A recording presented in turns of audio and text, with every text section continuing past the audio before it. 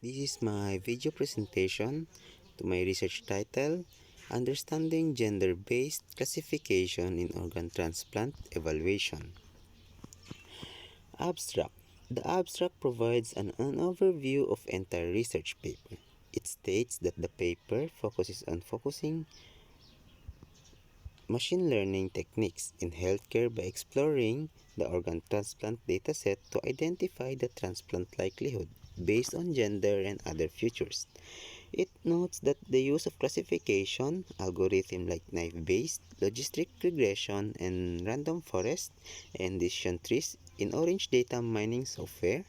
The analysis reveals that advanced insight, including younger females, having higher transplant propensity, while males are more prevalent in the age of 40 to 59. Group increases in transplant over the years.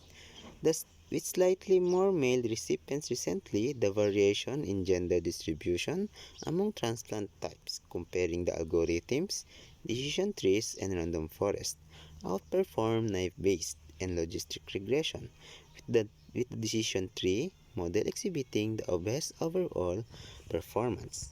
The abstract concludes that these findings can help optimize resources allocation and treatment, the strategies to enhance accessibility and outcomes for organ transplantation. Introduction.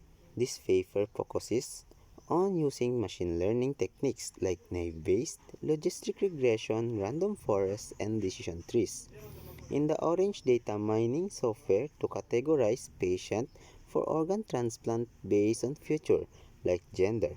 The goal is to determine the transplant necessity and frequency across gender, transplant type, and the year uncover patterns that can optimize treatment strategies. My literature review.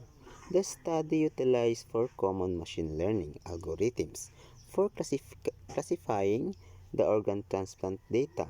Naive-based is a fast and simple algorithm suitable for large data sets. Logistic regression is often used in healthcare to predict outcomes from input data. Decision trees create visual flowchart-like models that are easy to interpret.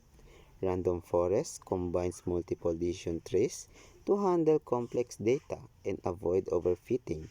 Overall, these algorithms each have different strengths that make them useful for analyzing the transplant dataset to categorize patients. My methodology. The methodology utilized the organ transplant dataset from Kaggle containing 121 instances across 17 attributes and implements four classification algorithms within the Orange data mining tool. To categorize patients, key evaluation metrics calculated include AUC, CA, F1, decision tree, recall, and MCC. The Orange workflow or my Orange workflow.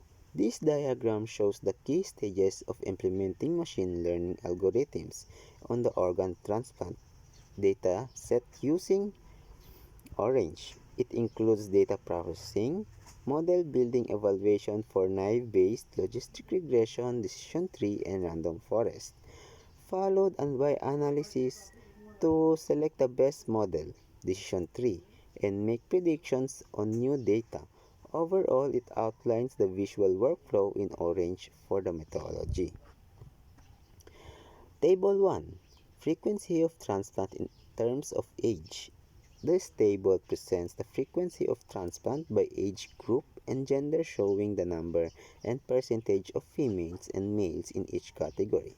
The findings reveal that in the under age of 20, more females underwent transplant compared to males, while in the 20 to 39 age group, there were slightly more males than females. The 40 to 59 age group showed a transplant that females conversely in the 60 to 80 age group were more females undergoing transplant than males. The table 2. Frequent gender and its frequency in terms of year and transplant. The table presents the frequency of organ transplant based on gender of the recipients and the year in which the transplant occurred. In 2016, there were 13 transplant recipients with an equal distribution of 50% female and 50% male. In 2017, there were 27 transplant recipients with 47.37% female and 52.63% male. In 2018, there were 42 transplant recipients with 49.41% female and 50 and 59% male. Finally, in 2019, there were 60 transplant recipients with 54.55 female and 54.55 male. These findings suggest that the number of organ transplant has increased over the years, with a slight variation in the distribution between males and females. 3 or Table 3. The frequency of transplant in the terms of type of transplant. This table shows the frequency of different types of transplant and the gender distribution.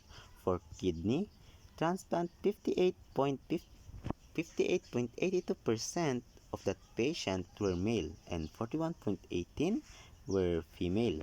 In heart transplant, 68.18% were female and 31.82% were male. In heart and kidney transplant, 30 to 37% were female and 39.23% were male. In heart, the lungs transplant, it was split evenly 50% male and 50% female. For lung transplant, 60% were female and 40% were male. In lung and kidney transplant, 42.86% were female and 57.14% were male. For other types of transplant, 53.85% were female and 46.15% were male. Table 4. Gender and frequency of needed or not. This table shows that the frequency of transplantation in terms of whether it is needed or not based on gender. In terms of needed transplant, there were 47 females accounting for 54.88% and 37 males, which makes up 47.12% of total number. On the other hand, for the not needed transplant, there were 21 females representing 53.85% and 18 males making up 46.15% of the total. These results suggest that slightly more males required transplant compared to females. The performance of different classification algorithm. Table 5. In this table show the results for various classification algorithm. Decision tree achieved an AUC of 0.511, CA of 0.62, and F1 score of 0.550, precision of 0.555, recall of 0.562, and MCC of 0.099. Random forest or RF demonstrates an AUC of 0.520, CA and of 0.537, F1 score of 0.534, precision of 0.533, recall of 0.537, and MCC of 0.058. Naive-based NB shows an AUC of 0.63, CA of 0.438, F1 score of 0.32, precision of 0.430, recall of 0.38, and MCC of 0.149. Lastly, logistic regression (LR) exhibits an AUC of 0.09 and CA of 0.71, F1 score of 0.43, precision of 0.444, recall of 0.71, and MCC of negative 0.112. Lastly, for my conclusion, the conclusion sums up that looking at the organ transplant across age and gender showed differences. Younger females and other males were more common transplant, have increased over the time, with slightly more recently, and the gender distribution varied among transplant types. These results show the need to further examine gender-related factors for transplant. Also, the decision tree model worked best at categorizing parents compared to other algorithm tested.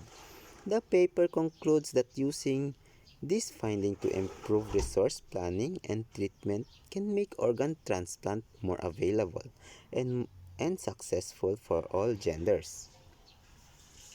For that's all for my research paper. Thank you.